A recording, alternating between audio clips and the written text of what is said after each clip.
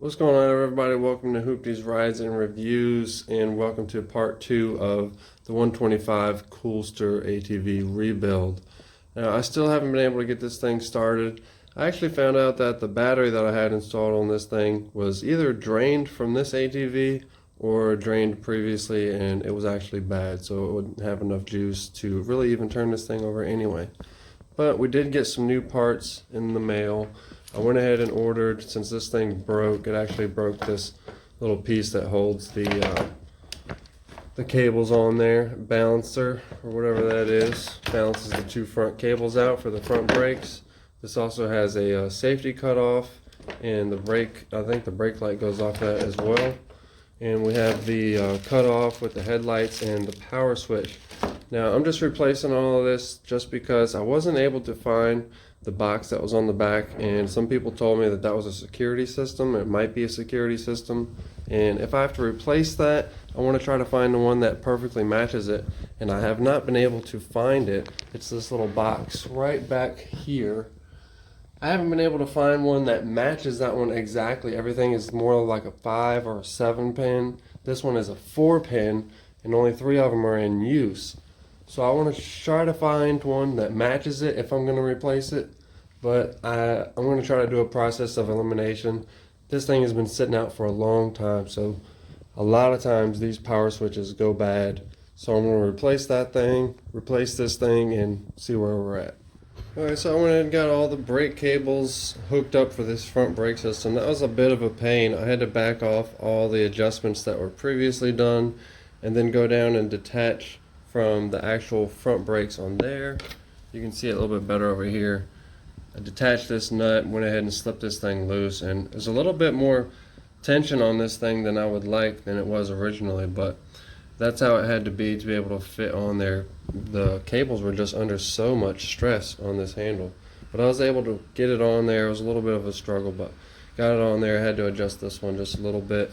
Now, one of the final steps, this isn't really on there, it's just sitting there, is to attach the throttle cable for the slide carb. My buddy Scott let me know what it was. It's actually called a slide carb, I guess. You don't have to be an expert to put your hands on these things, and just give it a try. I mean, you just got to try it. You can do more than you think. I just enjoy rebuilding stuff and putting my hands on it. So we're all plugged in. We got the new power switch. This also has the headlight and start button, and also the new safety and brake handle and throttle. So all that is brand new, so hopefully it'll be able to start now. Now if it doesn't start, I got my starter pack here.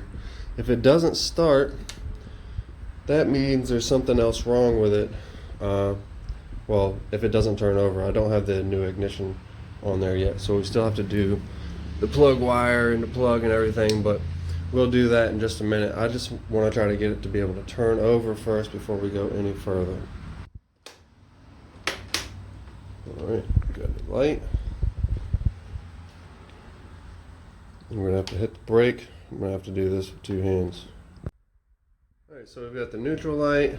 I've got the brake actually locked. I was able to get this all adjusted so I can actually use the brake lock, and that's how this thing broke before. Be careful if you squeeze the brake handle too hard, one of these ears break right off. That's what happened to my old brake handle. So we are ready. We got the power switch. Now before, this thing wouldn't do anything, so let's give it a whirl. Oh, I hear a click. Oh my goodness, it's actually working.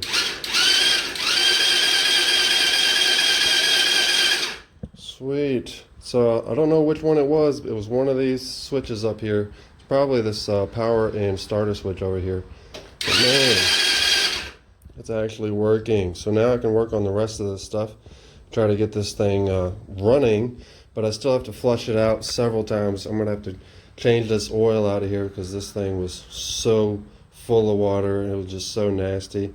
I wasn't able to take the crankcase completely apart, but I did disassemble it in my previous video. Completely took this motor apart and rebuilt it. So but besides the crankcase and the gear case and everything, but we're gonna do a few flushes, clean it all out. I'm pretty sure this motor had like maybe, or this whole four-wheeler really had like maybe 50 hours on it. So we're gonna try to get this thing back going. I'm gonna go ahead and put, I've got my, where is it at? It's up here. This is the old CDI box. I think that's what it's called. And there's my new coil and wire in there. And new spark plug. Got a spark plug out of there too. Yeah, alright. The new coil came with these bullet connectors, and so I just went ahead and used some butt connectors to splice it onto the original wiring harness plug. I'm going to go ahead and install this new coil now. Sorry, it's a little bit dark, but we're checking for spark here. Oh yeah, we definitely got spark. So this carburetor was the original carburetor. I cleaned it out. Hopefully it'll be okay, but if not, I have a brand new carburetor waiting. I put this oversized filter on there, and that should fit directly onto the new carburetor. So if it doesn't fire over, it's going to be fuel, because we got a heck of a spark coming off that NGK spark plug. So let's get it all buttoned up. Alright, I've set the body back on there just for aesthetics purposes, just so it kind of looks like a four-wheeler again. We got the green light, we've got the battery pack all hooked up, and we've got my family out here. They're going to be here for the first start. I just cut the fuel on and gave it a few seconds to work any air bubbles out. And we're in neutral because we got the green light, so we're going to go ahead and give it a try and see if this thing will start. You guys ready?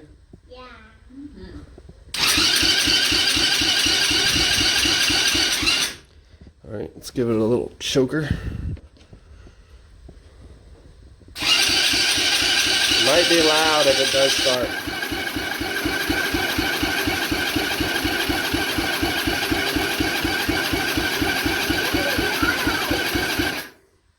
Alright then. Yeah, like I said, this carb might be completely junk.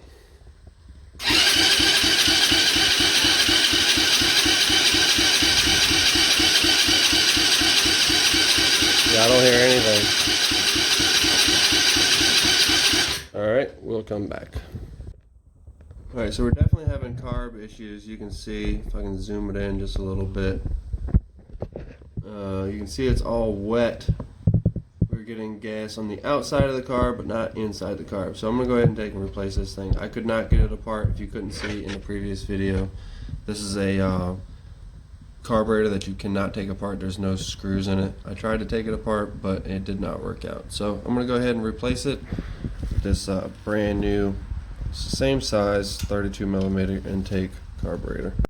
Alright, so brand new carb installed. Go ahead and pluck this little cap off.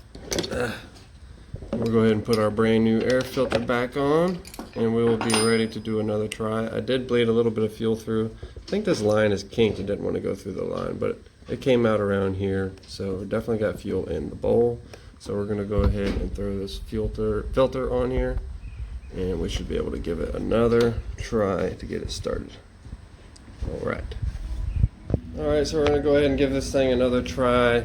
I'm going to leave the choke down for right now and just try to give it a shot. My son's home, so he's ready to go riding, so hopefully we can get this thing going. We can all go riding together. Alright.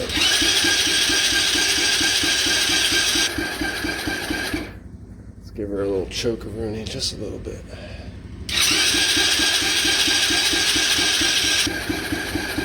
Come on, Baxter. Come on, baby. You can do it. We'll give her a full choke, huh?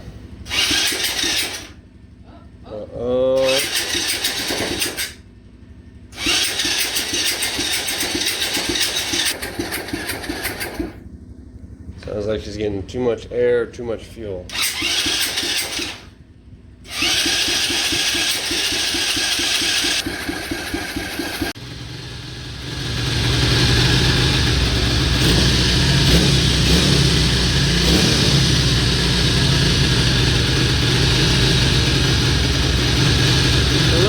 Idle. I'm not the best at adjusting carburetors, so I'm doing what I can. Still need to do an oil change. Alright, I just went through the first heat cycle. It does have a little bit of a rough idle, but we're getting this old nasty oil out, well, the new nasty oil out, because we're having to cycle out all of the, really there's some water left in there. You can still kind of see it's a little bit brown, and that is still some water left inside of this case. Well, not really water, more of rust and deposits from the water being in there. So we're going to run it a little bit. I just had it running for about 10 minutes and pulled the dipstick, drain all the oil out, and I'm going to start attaching this body while the old oil drains out. I'm going to flush it one more time, run it for about 10 minutes again, flush it, drain it out, fill it with oil one more time before I even take it out and let my daughter ride it. Can't forget to install this sprocket. This is the original 13-tooth sprocket. It's very easy. It's about, I think about 4 bolts to get this thing back on there.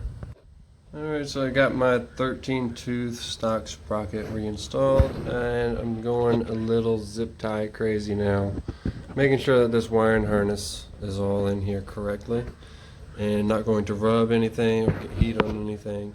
Also need to tuck up my CDI box and the wire that goes down to the spark plug. So we're going to button this thing up a little bit, run it another time. I've got the second oil change in it, and we are going to flush it out one more time before we run it. But I did try it in gear and it does work. Forward and reverse is functional. We finally got this thing running pretty well. I think the bigger air filter is causing it to jump on the idle. It's not getting a smooth idle, and it's really hard to adjust it. I've adjusted it a few times now, and I'm having a hard time getting it to smooth out at idle. However, it does run. It runs pretty good. We did a little test drive around the yard, but it was pitch black last night, so we weren't able to see anything. I just checked the oil. Get a little bit on my finger here, and it doesn't seem to have anything still in it. And I don't see any water drops or anything like that, but we're still going to drain it out. We drove it around a little bit last night. Well, I drove it around a little bit. It's been sitting since, so everything that was circulated has had time over about 12 to 24 hours now, almost 20 hours now. So it'll be all settled down in the bottom. I'm going to drain it out, might as well. I've got a whole jug of about a gallon of that 1540, which is what it calls for this. So we're going to go ahead and drain it out again, see what it looks like. Hopefully we'll be good to go, and we're going to go on a tandem ride with my son. My son and my daughter are going to go riding together. We got the Sportsman, and hopefully this little Chinese quad will be alright.